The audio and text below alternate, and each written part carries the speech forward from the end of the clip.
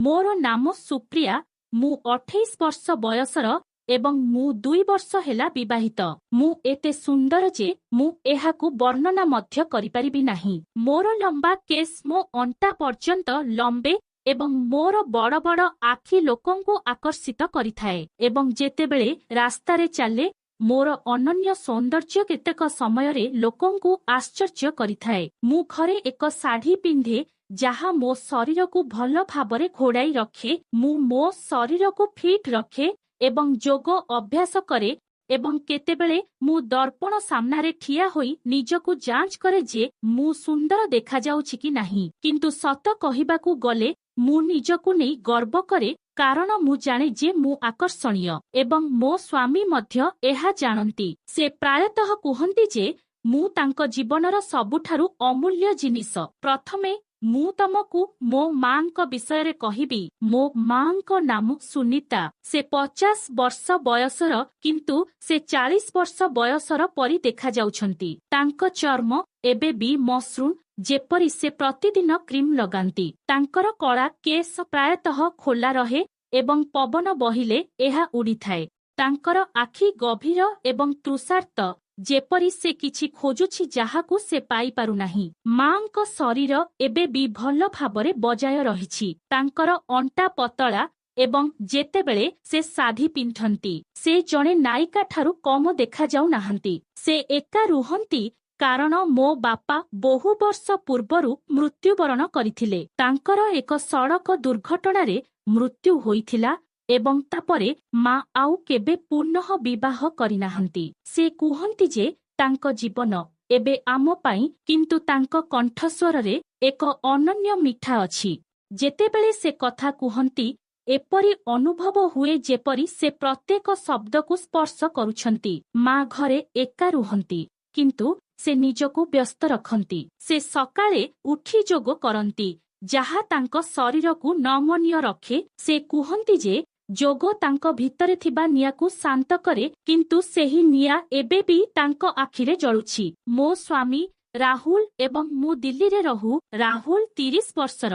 से सुंदर उच्च एवं प्रतिदिन जिम जांती। तांको कांध चौड़ा एवं जेतेबेले से सार्ट पिंधंती तांकर मांसपेशी फुली जाए। से एक सॉफ्टवेयर कंपनी रे काम करंती एवं घरे थिबा बेले मध्य केबे थकी जांती नाही। आमे केवल आम घरे रहू। आमर ससुर घर नाही किंबा कोनोसी भाई भोणी नाही। घरे आमे केवल 2 जण। भाबुची आपणंकु एतिकी परिचय यथेष्ट हेबो। एबे आसंतु आगको बढ़िबा। राहुल एवं मो मांको संपर्क टिकिए भिन्न। राहुल तांकु बहुत सम्मान करंती एवं मो मां तांकु पुओ परि व्यवहार करंती। किंतु केतेक समयरे सेमानंक कथाबार्तारे किछि कथा आसी थाए जाहा मते हसाई दिए एवं मते चिंता करिबाकु मध्य बाध्य करे।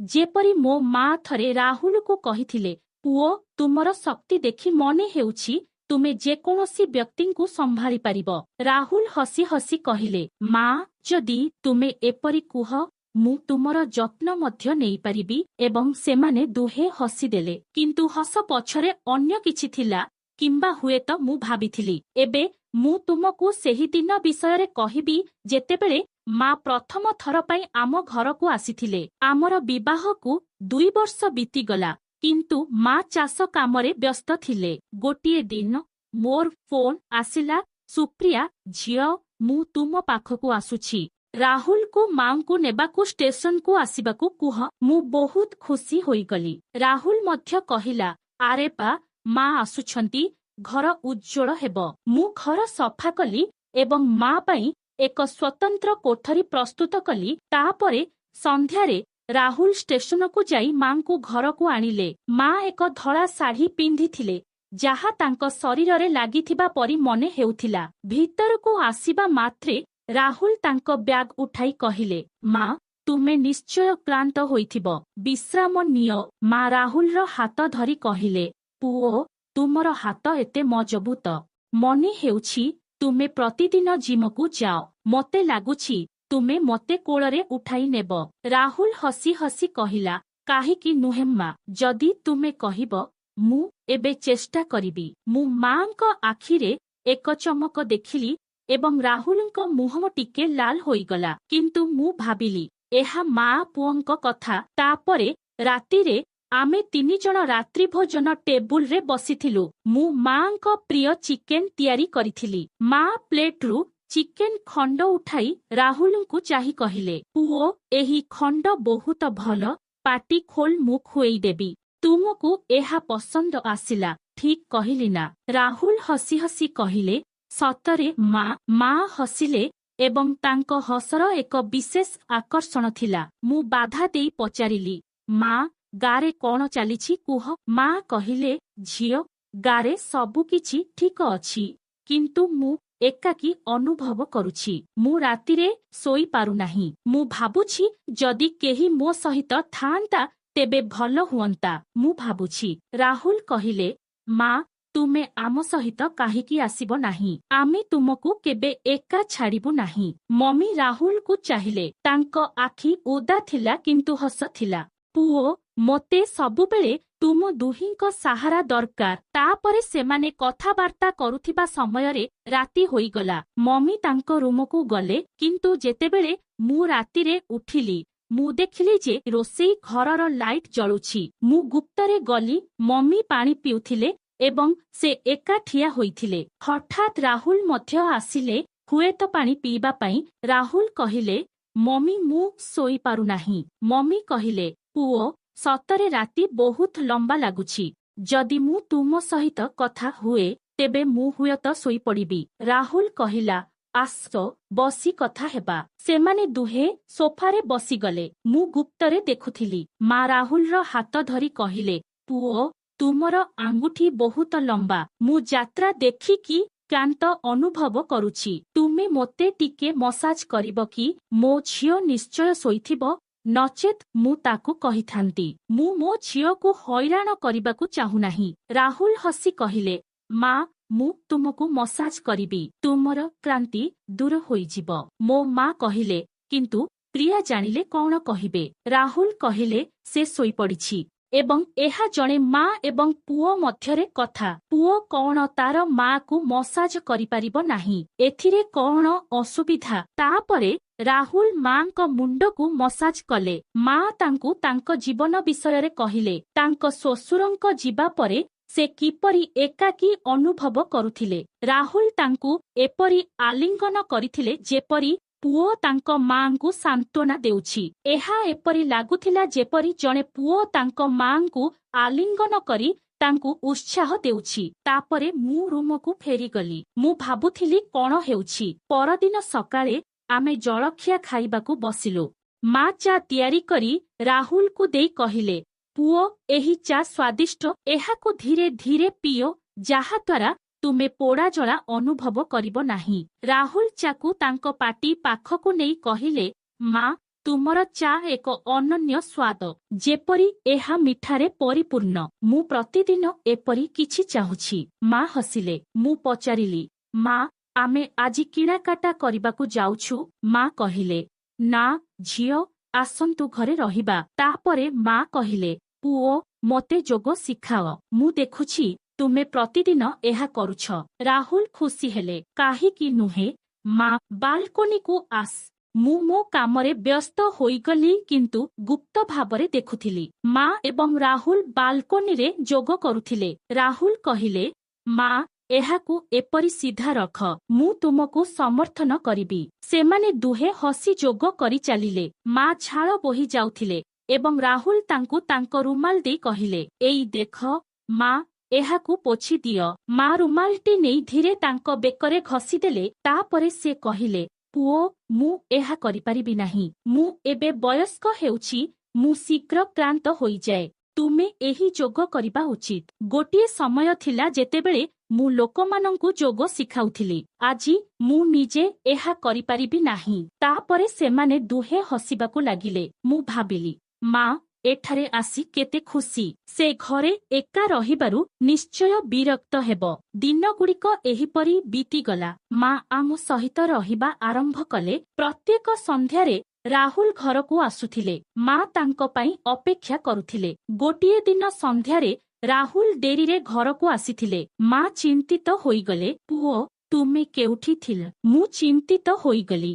ରାହୁଲ କହିଲେ, ମୋର ଅଫିସରେ କାମ ଥିଲା ମା, କିନ୍ତୁ ଏବେ ମୁଁ ଫେରିଆସିଛି। ମୁଁ ତୁମ ପାଇଁ କିଛି ଆଣିଛି। ସେ ତାଙ୍କୁ ଏକ ଉପହାର ଦେଲେ, ଏକ ସୁନ୍ଦର ଶାଢ଼ୀ। ମା ଖୁସି ହୋଇଗଲେ। ସତରେ ପୁଅ, ଏହା ବହୁତ ସୁନ୍ଦର। ମୁଁ ଏବେ ଏହାକୁ ପିନ୍ଧିବାକୁ ଚେଷ୍ଟା କରିବି। ସେ ରୁମ୍ ଭିତରକୁ ଗଲେ ଏବଂ ଶାଢ଼ୀ ପିନ୍ଧି ଫେରିଆସିଲେ। ଏହା ଲାଲ ରଙ୍ଗର ଥିଲା ଏବଂ ତାଙ୍କ ଶରୀରକୁ ଭଲ ଭାବରେ ଫିଟ୍ କରୁଥିଲା। ମା ବୁଲିପଡ଼ି ତାଙ୍କୁ ଦେଖାଇଲେ ଏବଂ କହିଲେ, ମୁଁ କିପରି ଦେଖାଯାଉଛି? ରାହୁଲ କହିଲେ, ମା, ତୁମେ ବହୁତ କମ ବୟସର ଦେଖାଯାଉଛ। ଯଦି କେହି ତୁମକୁ ଦେଖନ୍ତି, ତେବେ ସେମାନେ ଭାବିବେ ଯେ ତୁମେ ସୁପ୍ରିୟାଙ୍କ ଭଉଣୀ। ମା ଲାଜରେ ଲାଲ ହୋଇଗଲେ, କିନ୍ତୁ ତାଙ୍କ ଆଖି ଚମକୁଥିଲା। ପୁଅ, ତୁମର ଦେଖାଣିଆ ବହୁତ ସୁନ୍ଦର। ମୁଁ ହସି କହିଲି, ହଁ ମା, ରାହୁଲ ଠିକ୍ କହୁଛନ୍ତି। ମାଙ୍କୁ ଖୁସି ଦେଖି ମୁଁ ମଧ୍ୟ ଖୁସି ହେଲି। ତାପରେ କିଛି ଦିନ ପରେ ଆମେ ବିବାହ ନିମନ୍ତ୍ରଣ ପାଇଲୁ। ମା କହିଲେ, ତୁମେ ଦୁହେଁ ଯାଅ, ମୁଁ ଘରକୁ ଯାଉଛି। କିନ୍ତୁ ରାହୁଲ ଜିଦ ଧରି ମାଙ୍କୁ ଯିବାକୁ ରାଜି କରାଇଲେ। ବିବାହ ଗାଁରେ ଥିଲା। ଏହା 3 ଦିନର କାର୍ଯ୍ୟକ୍ରମ ଥିଲା। ଆମେ ଗାଡ଼ିରେ ଯାଇଥିଲୁ। ରାସ୍ତାରେ ମା ମଝିରେ ବସିଥିଲେ। ରାହୁଲ ଗାଡ଼ି ଚଲାଇଥିଲେ। ମୁଁ ପାଖରେ ଥିଲି। ମା ରାହୁଲର କାନ୍ଧ ଧରିଥିଲେ। ପୁଅ, ଗତି କମ କର, ମୁଁ ଡରୁଛି। ରାହୁଲ କହିଲେ, ମା, ତୁମେ ମୋ ସହିତ ଅଛ। କିଛି ହେବ ନାହିଁ। ମୁଁ ତୁମକୁ ଜୋରରେ ଧରିବି। ମା ହସିଲେ। କଡ଼ି ଧର। ଓହ, ଭଲ ହେବ। ଏହା ଏକ ଲମ୍ବା ଯାତ୍ରା ଥିଲା। ଆମେ କଥାବାର୍ତ୍ତା ଜାରି ରଖିଲୁ। ମା ଆମକୁ ତାଙ୍କ ଯୌବନ ବିଷୟରେ କହିଲେ। ବାପା କିପରି ଥିଲେ, ସେ ସେମାନଙ୍କୁ ବୁଲିବାକୁ ନେଇଗଲେ। ରାହୁଲ କହିଲେ, ମା, ଯଦି ତୁମେ ଚାହଁ, ମୁଁ ତୁମକୁ ତାରା ଦେଖାଇପାରିବି। ମା କହିଲେ, ହଁ, ଆମେ ରାତିରେ ତୁମକୁ ଦେଖା କରିବୁ। ତାପରେ ଆମେ ବିବାହରେ ପହଞ୍ଚିଲୁ। ନାଚ ଗୀତରେ ଉତ୍ସାହ ପରିପୂର୍ଣ୍ଣ ଥିଲା। ମା ଏକ ନୂତନ ଶାଢ଼ୀ ପିନ୍ଧି ରାହୁଲଙ୍କ ସହିତ ନାଚିଲେ। ପୁଅ, ତୁମର ତାଳ ବହୁତ ଭଲ। ଏହା ଦେଖାଯାଉଛି ଯେ ତୁମେ ଯେକୌଣସି ବ୍ୟକ୍ତିଙ୍କୁ ଝୁଲାଇ ପାରିବ। ରାହୁଲ କହିଲେ, ମା, ମୁଁ ସାରା ରାତି ତୁମ ସହିତ ନାଚିପାରିବି। ଲୋକମାନେ ଦେଖୁଥିଲେ, କିନ୍ତୁ ସମସ୍ତେ ହସିଲେ। ତାପରେ ଆମକୁ ଗୋଟିଏ କୋଠରୀ ସେୟାର କରିବାକୁ ପଡ଼ିଲା କାରଣ ସୀମିତ ସ୍ଥାନ ଥିଲା। ମା, ରାହୁଲ ଏବଂ ମୁଁ ଗୋଟିଏ କୋଠରୀ ସେୟାର କଲୁ। ମା ମଝିରେ ଶୋଇଥିଲେ। ରାହୁଲ ରାତି ଅଧରେ ଉଠିଲେ ଏବଂ ମା ମଧ୍ୟ ଉଠିଲେ। ପୁଅ, ମୁଁ ଶୋଇପାରୁନାହିଁ। ସେମାନେ କଥାବାର୍ତ୍ତା ଆରମ୍ଭ କଲେ। ତାପରେ ମୁଁ ଉଠିଲି ଏବଂ ମା କହିଲେ, ଝିଅ, ତୁମେ ମଧ୍ୟ ଶୋଇପାରୁନାହଁ। ମୁଁ କହିଲି, ନା। ତାପରେ ଆମେ 3 ଜଣ କଥାବାର୍ତ୍ତା ଆରମ୍ଭ କଲୁ। ତାପରେ ବିବାହ ପରେ ପରଦିନ ଆମେ ଆହୁରି ମଜା କଲୁ। ସଙ୍ଗୀତ ଥିଲା। ମା ରାହୁଲଙ୍କୁ ମଞ୍ଚ ଉପରକୁ ଟାଣି ଆଣିଲେ। ସେମାନେ ଦୁହେଁ ଏକ ଗୀତରେ ନାଚିଲେ, କିନ୍ତୁ ପାରିବାରିକ ଶୈଳୀରେ। ସନ୍ଧ୍ୟାରେ ଆମେ ବୁଲିବାକୁ ଯାଇଥିଲୁ। ମା ରାହୁଲ ଏବଂ ମୋ ହାତ ଧରି ଚାଲିଥିଲେ। ପୁଅ, ଏଠାରେ ତୁମେ ଦୁହେଁ ଏବଂ ପବନ ବହୁତ ଭଲ ଲାଗୁଛି। ରାହୁଲ କହିଲେ, ମା, ତୁମ ଚାରିପାଖରେ ସବୁକିଛି ଭଲ ଲାଗୁଛି। ତାପରେ ବିବାହ ଶେଷ ହେଲା। ଆମେ ଫେରି ଆସିଲୁ। ଘରେ ସବୁକିଛି ସ୍ୱାଭାବିକ ହୋଇଗଲା। କିନ୍ତୁ ମା ଏବଂ ରାହୁଲଙ୍କ ସମ୍ପର୍କ ବଢ଼ିଲା। ପ୍ରତ୍ୟେକ ସନ୍ଧ୍ୟାରେ ସେମାନେ କଥା ହେଉଥିଲେ। କେତେବେଳେ ରୋଷେଇ ଘରେ, କେତେବେଳେ ବାଲକୋନିରେ। ଗୋଟିଏ ସନ୍ଧ୍ୟାରେ ମା କହୁଥିଲେ, ପୁଅ, ମୋ ବେକ ଯନ୍ତ୍ରଣା କରୁଛି। ରାହୁଲ ଏହାକୁ ମାଲିସ କଲେ। ମା ଧୀରେ ଧୀରେ ନିଶ୍ୱାସ ମାରିଲେ। ରାହୁଲ ପଚାରିଲେ, ମା, ଆଉ କେଉଁଠି ଯନ୍ତ୍ରଣା ହେଉଛି? ମା କହିଲେ, ଏଠାରେ। କିନ୍ତୁ ତୁମେ ଆଗକୁ ବଢ଼ିଚାଲ। ମୁଁ ଦେଖୁଥିଲି, କିନ୍ତୁ ଭାବିଲି ଏହା କେବଳ ଯତ୍ନ। ଦିନଗୁଡ଼ିକ ଏହିପରି ବିତିଗଲା। ମା ଆମ ସହିତ ଅଧିକ ସମୟ ବିତାଇବାକୁ ଲାଗିଲେ। ରାହୁଲ ମଧ୍ୟ ଖୁସି ଥିଲେ। ସେ କହିଲେ, ସୁପ୍ରିୟା ମାଙ୍କ ଆଗମନ ଘରେ ଜୀବନ ଆଣିଦେଇଛି। ଦେଖ, ମା ବହୁତ ଖୁସି।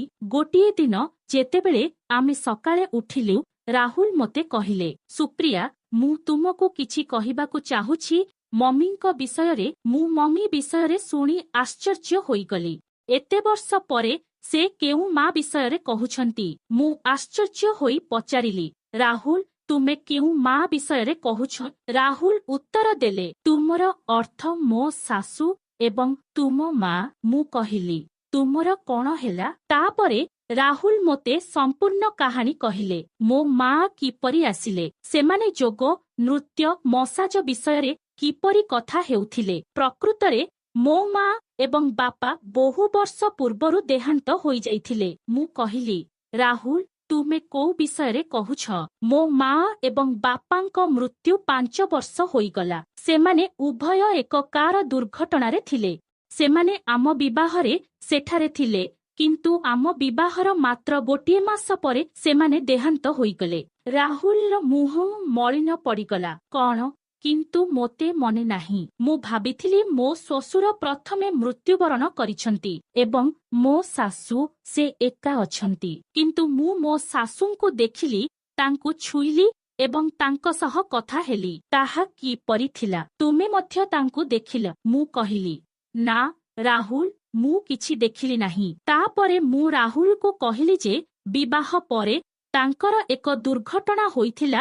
ଏହା ସାମାନ୍ୟ ଥିଲା, କିନ୍ତୁ ତାଙ୍କ ମୁଣ୍ଡରେ ଆଘାତ ଲାଗିଥିଲା। ଡାକ୍ତର କହିଥିଲେ ଯେ ସ୍ମୃତିଶକ୍ତି ହ୍ରାସ ହୋଇପାରେ। ପ୍ରକୃତରେ ମୋ ଶାଶୁ ଏବଂ ଶ୍ୱଶୁର ରାହୁଲଙ୍କ ପିତାମାତାଙ୍କ ମୃତ୍ୟୁ ପରେ ରାହୁଲ ଭାଙ୍ଗି ପଡ଼ିଥିଲେ, କାରଣ ସେ ସେମାନଙ୍କୁ ବହୁତ ସମ୍ମାନ କରୁଥିଲେ। ତାଙ୍କ ମସ୍ତିଷ୍କରେ ଜାଲୁସିନେସନ ନାମକ ଏକ ମୁକାବିଲା ଯନ୍ତ୍ର ବିକଶିତ ହୋଇଥିଲା। ସେ କାହାକୁ ମଧ୍ୟ କଳ୍ପନା କରିପାରିବେ। ସେ ତାଙ୍କ ପ୍ରକୃତ ପିତାମାତାଙ୍କୁ ଜୀବିତ ଦେଖିବାକୁ ଚାହୁଁଥିଲେ, କିନ୍ତୁ ଏହା ବଦଳରେ ସେ ମୋ ମାଙ୍କୁ ଦେଖିଲେ। କିନ୍ତୁ ଭ୍ରମ ଏତେ ବାସ୍ତବ ଥିଲା ଯେ ସେ କଥା ହେବେ ଏବଂ ମୋତେ ଛୁଇଁବେ ଏବଂ ମୁଁ ଅନୁଭବ କରିବି ଯେପରି ମୁଁ ସେମାନଙ୍କୁ ମଧ୍ୟ ଦେଖୁଛି। କିନ୍ତୁ ବାସ୍ତବରେ ମୁଁ ଜାଣିଥିଲି ଯେ ସେ ଏକା କଥା କହୁଛନ୍ତି। ମୁଁ ରାହୁଲକୁ କହିନଥିଲି କାରଣ ଡାକ୍ତର କହିଥିଲେ ଯେ ଏହା ଭଲ ହୋଇଯିବ। କିନ୍ତୁ ଏବେ ଯେତେବେଳେ ରାହୁଲ ଜାଣିବାକୁ ପାଇଲେ, ସେ ଆଶ୍ଚର୍ଯ୍ୟ ହୋଇଗଲେ। ସୁପ୍ରିୟା, କିନ୍ତୁ ସେହି ସ୍ପର୍ଶ, ସେହି କଥାବାର୍ତ୍ତା, ସବୁକିଛି। ଚିନ୍ତା କର ନାହିଁ, ଡାକ୍ତର ବାବୁ କହିଛନ୍ତି ତମେ ଏବେ ଭଲ ହୋଇଯିବ।